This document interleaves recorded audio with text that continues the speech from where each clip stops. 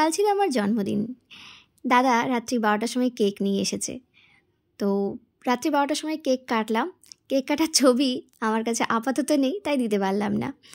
তারপরের দিন সকালবেলা আমি, আমার মেয়ে এবং আমার জায়ের ছেলে আর আমার হাজব্যান্ড একটু বেরিয়েছিলাম। কোথায় গিয়েছিলাম তোমাদের দেখাই। আমি তোমাদের সঙ্গে কয়েকদিন পর আর একটা ভিডিও শেয়ার করব। সেটা হচ্ছে যে আমি প্রথম ইউটিউব থেকে টাকা পেয়েছি। আমার ইচ্ছে ছিল যে প্রথমবার ইউটিউব থেকে টাকা পেলে আমি এই সব মানুষগুলোর জন্য কিছু করব। সত্যি বলতে ইচ্ছেটা কিন্তু অনেক দিনের, শুধু আমার একার না, আমার হাজব্যান্ডেরও ইচ্ছে। আমরা এই চেষ্টাটা করছিলাম খাওয়াবো অনেক দিন আগে থেকেই, অনেক বছর আগে থেকেই। ইউটিউব থেকে টাকা পেয়েছি এটা একটা কারণ অবশ্যই, কিন্তু অনেক দিনের ইচ্ছে ছিল যে আমি এদের জন্য কিছু করব এবং যেন প্রত্যেক বছর করতে পারি। জায়ের ছেলেকে এই বছর নিয়ে গেছি, ও একটু বড়, মেয়েকেও নিয়ে গেছি। মেয়ে এখনও কিছু বোঝে না, ও যেন যখন বুঝবে তখন যেন প্রত্যেক বছর আমি যখন থাকবো না তখন যেন এই কাজটা চালিয়ে যায়। এটা আমার এবং আমার হাজব্যান্ডের দুজনেরই ইচ্ছে।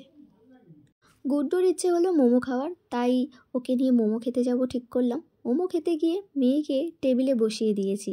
মেয়ে টেবিলে বসে বেশ খুশি এবং বিলটা নিয়ে বারবার নাড়াচাড়া করছে। দেখো, ও ভীষণই খুশি।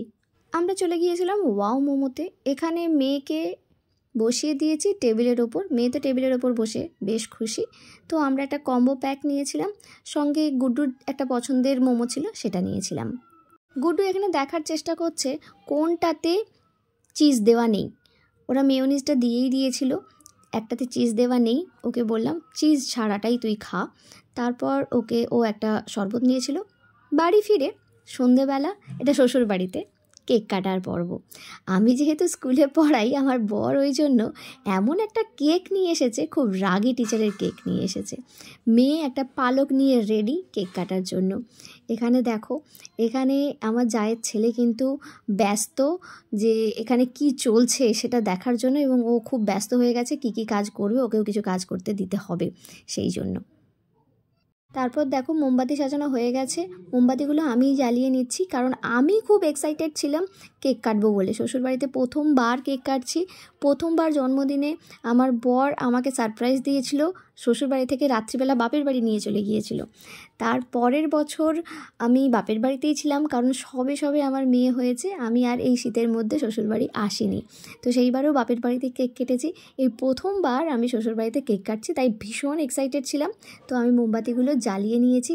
সামনে আমার বয়সটা লিখে দিয়েছি 23। এইবার আমি কেক কাটবো। আমার 23 বছর বয়স, তোমরা তো জানোই। তারপর দেখো, আমি বারবার জিজ্ঞেস করছি আমি কাটবো কি না। ফু দিতে বলেছে। আমি জানি এগুলো ম্যাজিক ক্যান্ডেল, যতইবার ফু দিই না কেন আবার জ্বলে যাবে। বারবার তাও আমাকে দিয়ে জোর করিয়ে ফু দেওয়াচ্ছিল ওরা, যে ফু দাও, বন্ধ করো। ঠিক আছে, আমি তাই ওদের মতো করলাম। এ বাবা, আমার যা কেন আমাকে ধরলো, আমাকে কাটতে দেবে না বলেছে। কি করছে এটা? ও বাবা, আমার বয়সটা 33 হয়ে গেছে। সঙ্গে আমার একটা ছেলে, মানে এই যদিও আমার জায়ের ছেলে, আর সঙ্গে আছে 23 থেকে 33 বছর বয়সে কিন্তু অনেক বদল। আমার মেয়ে কিন্তু ভীষণ খুশি। আর আমার জায়ের ছেলে কাঁদছে কেন? ও কিন্তু কাঁদে না জেনারেলি। কেন কাঁদছে আমি তোমাদেরকে বলি।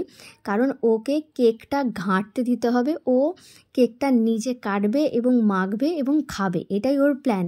ওটা দেওয়া হচ্ছে না বলে ও এত কান্নাকাটি করছে। তো আমি আমার মেয়েকে কোলে নিয়ে একটু কেকটা কাটলাম। এবার আমার কেকটা প্রথমবার মেয়েকে কেক খাওয়াবো। আগের বছর তো খুবই ছোট ছিল, রসও কিন্তু হাঁ করে রেডি, ওকে কিন্তু দিইনি আমি।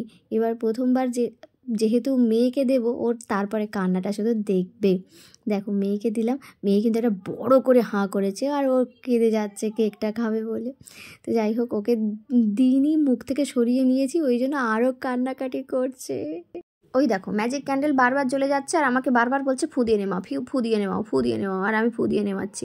আর রস সমানে কিন্তু কেঁদে যাচ্ছে, ওকে দিতেই হবে কেক। আর গান চলছে বলে একটু মাঝে মাঝে নাচছে। এটা হচ্ছে বারবার মুড চেঞ্জ হয়ে যায়। ওকে আমি বলি চায়না মুড, সব সময় চেঞ্জ হতে থাকে। ওই যে ওকে দিতে হবেই দিতে হবেই।